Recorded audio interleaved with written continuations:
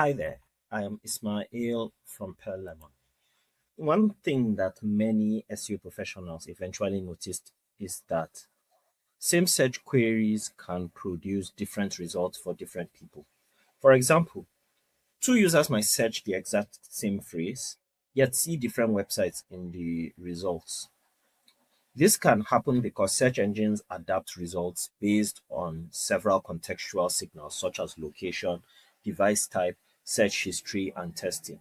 Search engines like Google aim to show results that are most useful for the specific user performing the search.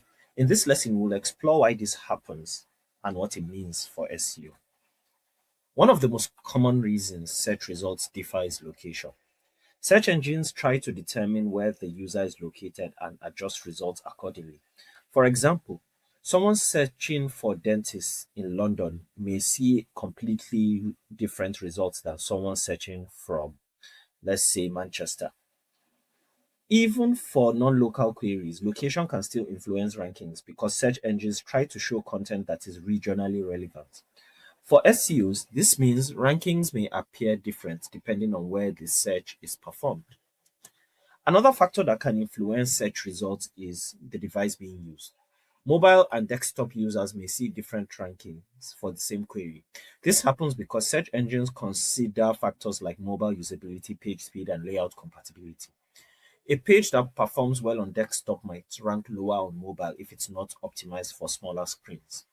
This is one reason mobile optimization has become an essential part of modern SEO.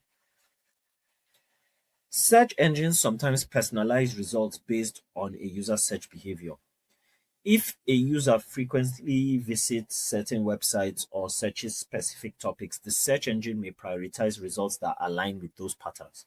For example, if someone regularly searches and reads articles from a particular website, that site might appear higher in their search results. This personalization helps users quickly find sources they can trust, but it almost means two people searching the same keyword might see different rankings.